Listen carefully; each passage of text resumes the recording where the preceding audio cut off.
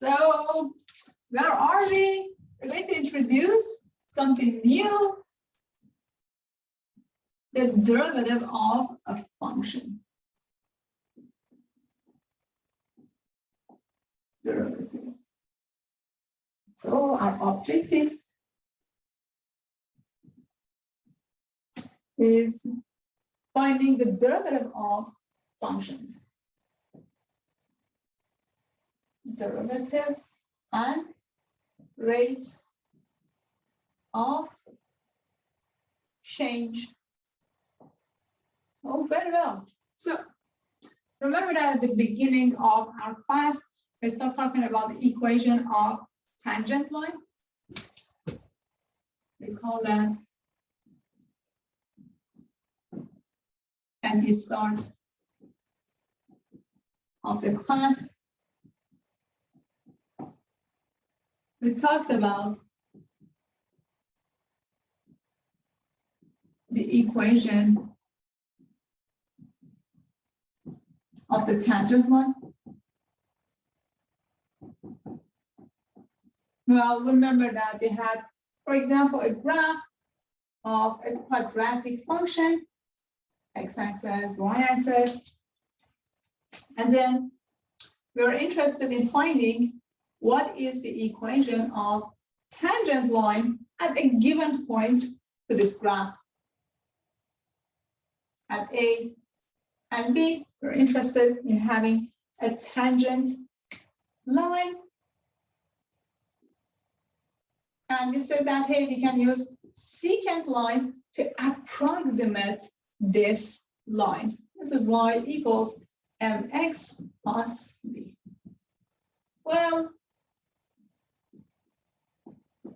it turns out that we can use the definition of limit to find m, or the slope of tangent line.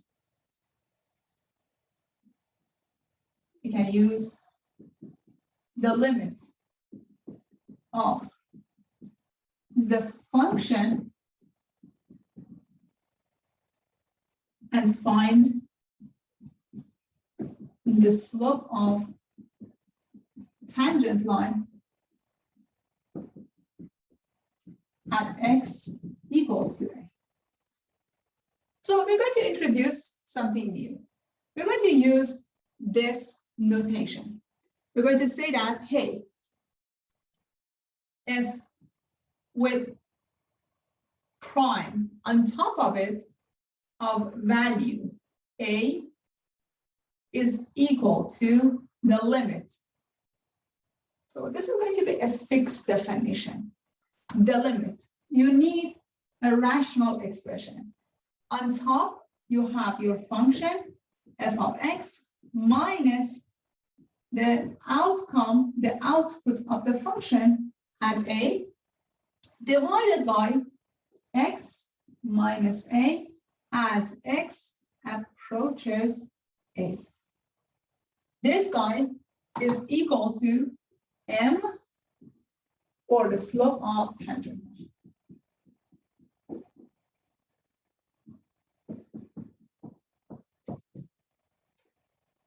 Well, you might be interested in finding the slope of tangent line at different numbers, at different x values. In general, we can define the derivative of the function at any value, like x, as the limit of f of x plus h minus f of x divided by h as h goes to 0. So this is the general definition.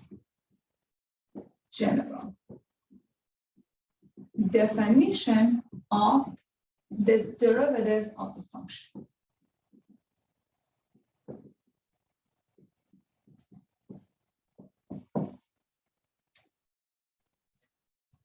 Very well. Okay.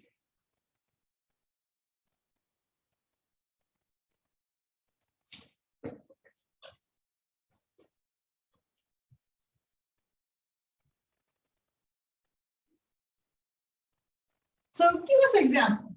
Sure, definitely, why not?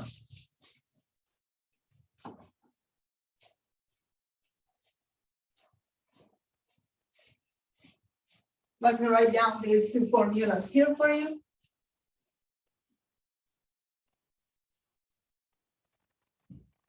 So the derivative at a given number is the limit of f of x minus f of a divided by x minus a as x goes to a.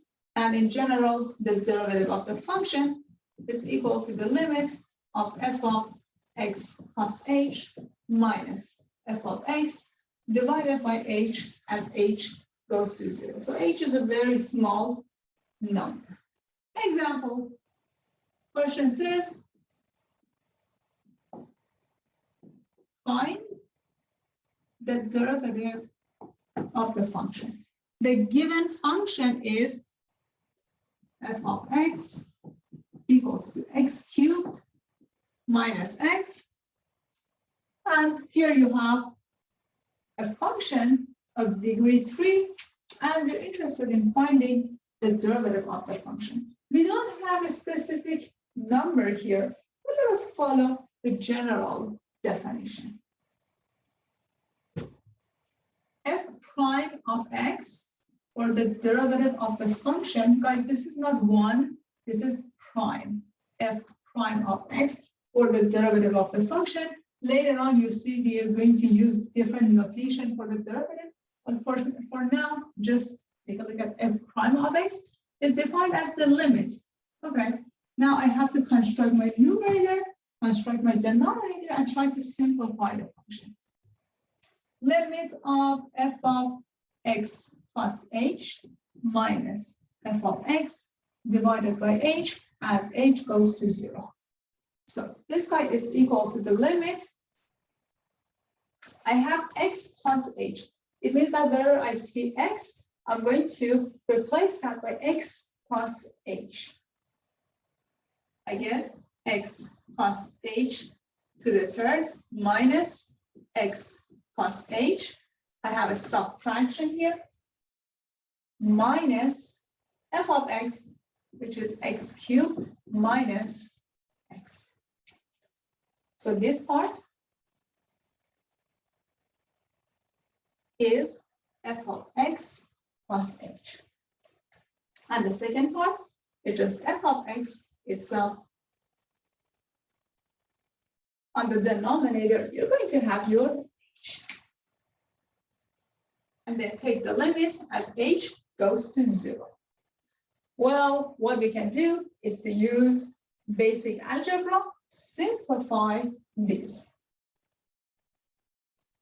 algebra. So the rest is algebra. It has nothing to do with calculus. Here we're just trying to simplify this one. So here you get the limit of, here I'm going to factor out x plus h, and then here I have x squared to hx plus h squared minus 1. And here I have subtraction, x cubed minus x divided by h as h goes to 0. Here I can just distribute this. If you know the formula, use the formula. If you don't know that, you can just factor this out. So here we get limit of x cubed plus 2h x squared plus h squared x, and then I'm distributing h plus h x squared plus 2h squared x plus h cubed minus x cubed plus x divided by h as h goes to 0.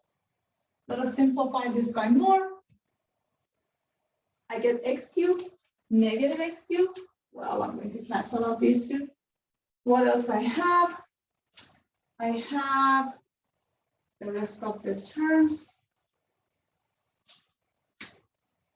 Let us write these down. We get the limits of, here I forgot to multiply this, negative So 1, 2, 3.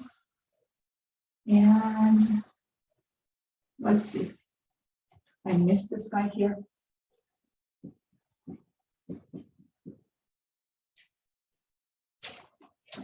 Let's add these terms. Minus x and minus h. So here you can cancel out negative x and positive x. Where is my positive x? It's here. Then you're left with the limit of, from whatever is left, I'm going to factor out h. So I'm going to get 2x squared plus hx plus hx plus, let's see.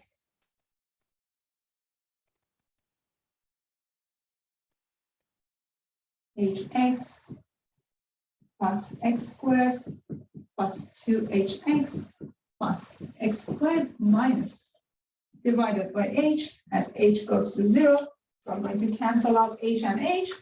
And then since I have just a linear combination, h goes to 0. What's left? 2x squared plus 0 plus x squared plus 0 plus 0 minus 1. So what's left is 3x squared minus 1. This is the derivative of the function.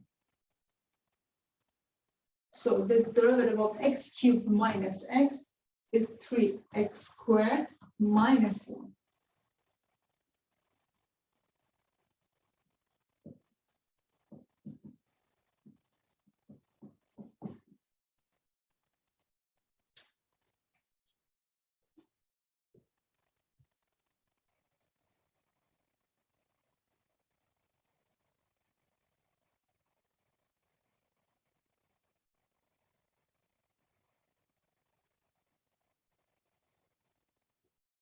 So a function is called differentiable if the limit of f of x plus h minus f of x divided by h as h goes to 0 exists. A differentiable function is continuous, but not all continuous functions are differentiable, like the zigzag function. So be careful. Very well. So some known functions are differentiable. Like what? Well, as you guessed, constant function, linear function, quadratic function, polynomial functions. So shortcuts for differentiable functions.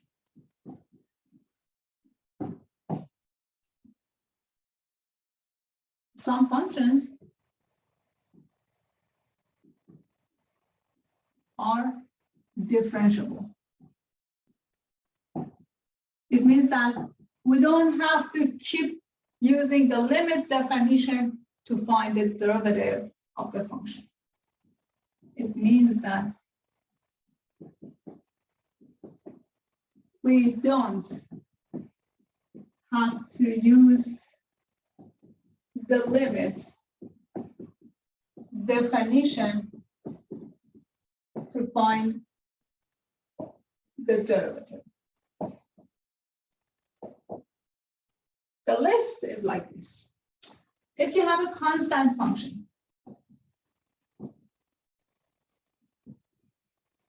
if you have f of x equals to c, then the derivative of function, the rate of change of the function is always 0. Then the derivative of the function, which is slope of the tangent line, is 0.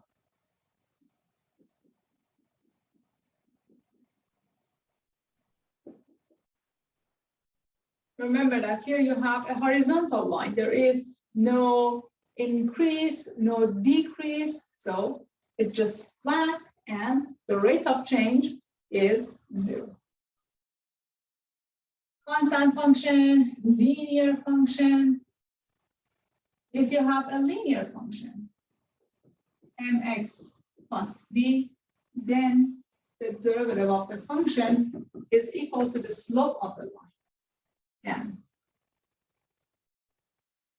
If you have a quadratic function, or in general, let us talk about power functions. For a power function, f of x equals to, suppose you have a number like a multiplied by x to the n. Then the derivative is equal to, well, we're going to copy down the coefficient a. We're going to bring down the power and write it in front of x, and we're going to subtract 1 from the exponent. So a, x to the n, has the derivative. We copy down the coefficient. Coefficient stays the same.